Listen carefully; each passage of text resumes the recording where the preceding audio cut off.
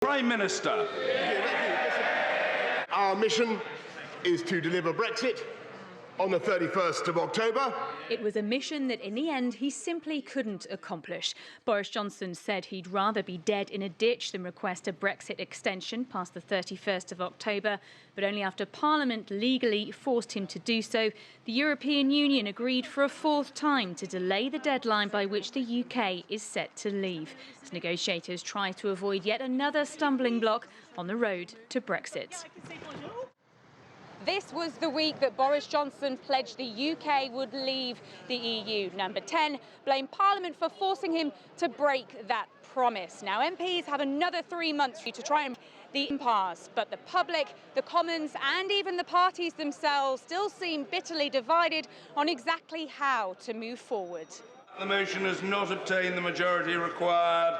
On Monday night, Boris Johnson failed for a third time to get enough MPs to back an early general election, after opposition party Labour abstained from the vote.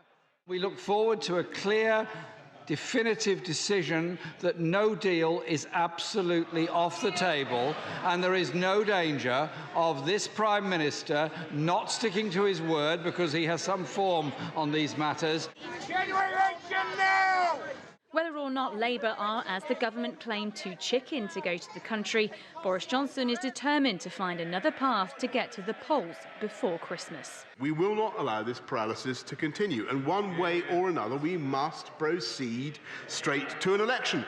So later on this evening, the government will give notice of presentation for a short bill for an election on the 12th of December so that we can finally get Brexit done. We do know that there is a majority in Parliament for a general election, even if there's not the two-thirds majority that Johnson would need under the Fixed Term Parliaments Act. So it does seem pretty likely. I think the big question now is whether it would be the 9th of December, which is what the opposition parties want, or the 12th of December, which is the date that the government has said it wants to hold an election on.